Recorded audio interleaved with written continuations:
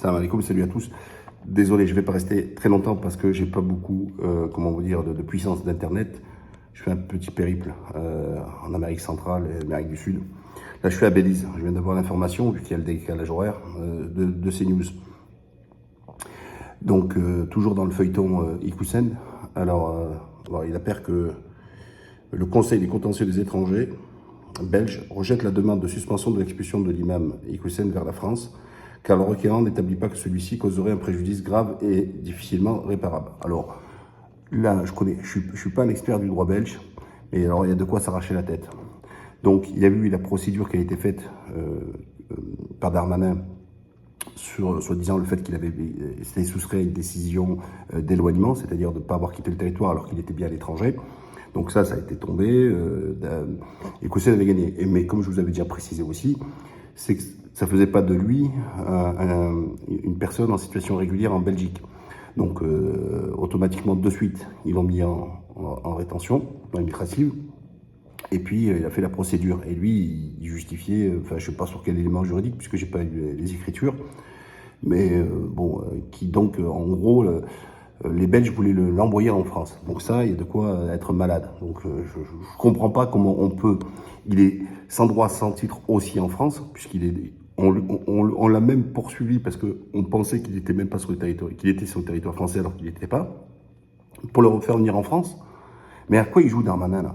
Pourquoi jouer avec aussi l'argent des Français, etc. Il y a tellement de choses à faire que, en gros, et là, a priori, d'après toujours CNews, hein, donc je vous dis, par rapport aux éléments que j'ai maintenant, j'apprends que lui n'irait pas en cassation, donc c'est-à-dire qu'il de facto accepterait de retourner en France. Mais pour faire quoi en France, sachant que le Maroc a laissé fuiter, plus ou moins, et de ne pas donner ce qu'on appelle le laissez-passer consulaire, c'est-à-dire l'autorisation pour pouvoir être expulsé au Maroc. Donc, qu'est-ce qui va arriver? Deux solutions, celles que j'ai toujours dit depuis longtemps. C'est à lui de choisir la destination, de quitter le territoire belge dans ces cas, et de choisir la destination. Donc ses avocats de voir et de choisir une destination autre que le Maroc s'il ne souhaite pas aller au Maroc. Parce que certains ne comprennent pas pourquoi il ne veut pas aller au Maroc, parce qu'il a tenu des propos et que là-bas, il risque de lui faire payer cher. Ensuite, donc s'il l'envoie en France, qu'est-ce qu'ils vont faire de lui en France? Donc ils vont dépenser encore de l'argent, rétention administrative dans un centre fermé. Il pourra faire une demande pour être assigné à domicile avec un bracelet et compagnie, hein, comme ça se fait déjà. Et en attendant qu'il aille le laisser passer consulaire du Maroc, quand on ne sait pas quoi, pour être expulsé. Il y a un Algérien qui a une affaire où, justement, comme qui donne une affaire de terroriste, donc il y avait une avis d'expulsion pour lui. Ça fait des années, comme ils ne peuvent pas l'expulser vers l'Algérie parce que sa situation elle aurait été dangereuse, ben, il pointe, il a signé à domicile. Donc il fait des années, il pointe, il va au commissariat, il pointe. Donc je pense que, je ne sais pas si d'ailleurs c'est ce qu'il veut faire à Sénécoulin, drôle de vie, mais bon après je comprends qu'il est très proche de sa famille et c'est des éléments hyper importants pour lui. Donc ça c'est de l'émotionnel, moi je suis quelqu'un dans la raison, pas dans l'émotion. Mais dans tous les cas, ça veut dire que s'il n'a pas interjeté sur la question, en sachant qu'il sait sûrement que ce n'est pas possible forcément de gagner, s'il ne part pas de sa propre initiative, avec ses avocats demandant d'acheter un billet d'avion et de partir dans un autre pays où ils acceptent les Marocains sans visa, ou retour en France. Et donc là, pour moi, c'est un fiasco pour Darmanin, c'est ça le cas.